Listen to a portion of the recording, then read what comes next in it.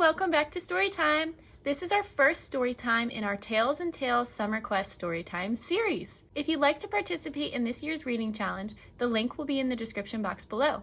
If you read 10 books and you're from our library, you can come to the library and claim a prize. The more we get together, the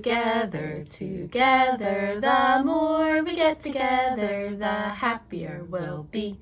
For your friends are my friends, and my friends are your friends. The more we get together, the happier we'll be. Walking through the jungle, what do you see?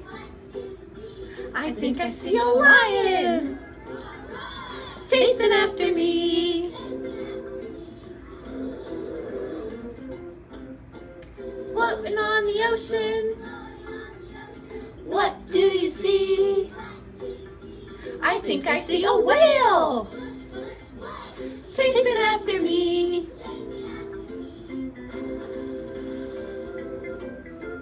Climbing up the mountain, what do you see? I think I see a wolf chasing after me.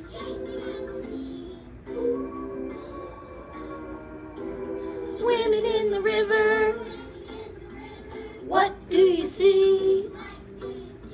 I think I see a crocodile chasing after me.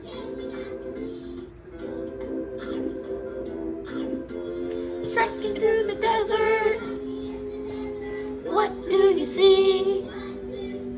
I think I see a snake chasing after me.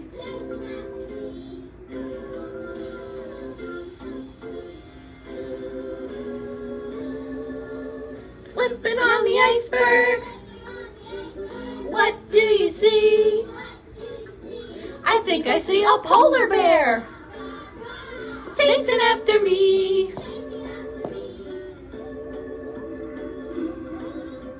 Running home for supper, where have you been? I've been around the world and back. Guess what I have seen? One little lion, roaring at the zoo, called for another, roar! And then there were two. Two little lions, underneath a tree, called for another, roar, roar! Then there were three. Three little lions who heard a distant roar, called for another, roar, roar, roar! Then there were four. Four little lions, happy and alive, called for another, roar, roar, roar, roar! Then there were five. The Lion Who Wanted to Love by Giles Andreae.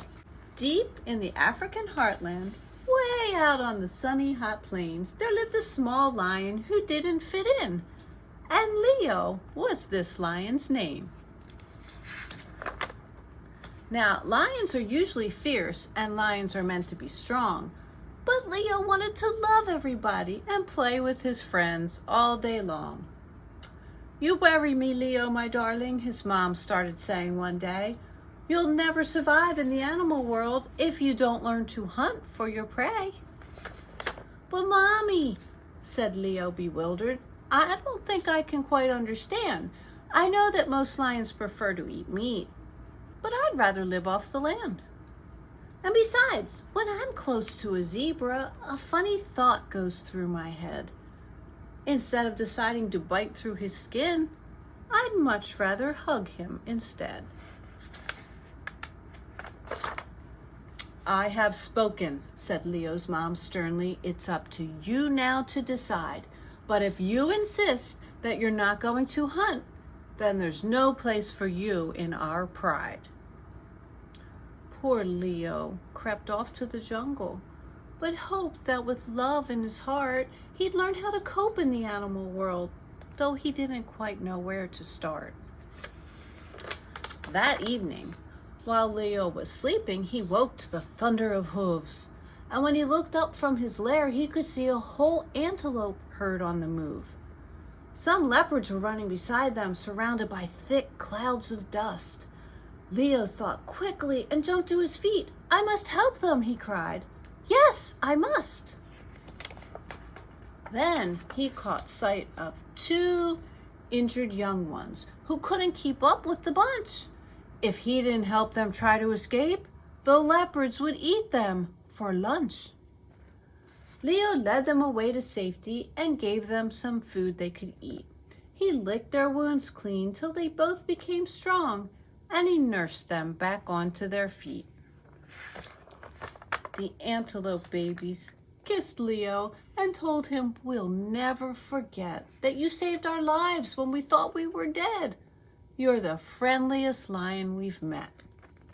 Leo was awfully excited. His face lit up in a smile. It's fun making friends in the jungle, he thought. Then he lay down and slept for a while. From that day on, Leo decided to run to each squeal and each cry. He led little hippos to watering holes, and he taught baby birds how to fly. He helped a giraffe who'd been injured and a vulture who'd hurt his wing. And even though all of his friends gave him food, he never once asked for a thing. Then one day, beside a wide river, Leo heard a small animal scream. He ran to the bank and caught sight of a cheetah being swept very quickly downstream. "Please help!" cried the cheetah in panic. "I haven't yet learned how to swim. The waterfall's going to drown me, I'm sure." With a splash, Leo boldly leapt in. He managed to rescue the cheetah and push him quite safe to the side. But as he was trying to scramble ashore, Leo slipped and got caught in the tide. The river was crashing and foaming, and Leo let out a loud yelp. The waterfall wasn't too far away, so the cheetah rushed off to find help.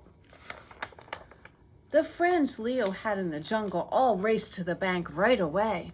They wanted so much to show Leo their thanks. At last, they had now found a way. They climbed on the rocks through the rapids and linked themselves up tail and paw. An elephant wrapped his long trunk round a tree and anchored them safe to the shore. And when Leo got to the rapids, a lioness dipped down her head. She lifted him gently out onto the bank. "You're safe, Leo, darling," she said. "My son, you're a brave little lion," she spoke in her humblest tone. "I was wrong, now I see. Love can bring us together. Please, Leo," she said, "come back home. You've got to be strong to be different, and when you've got love on your side, you've got the most valuable gift that there is. We want you as king of our pride." Bye! See you next time!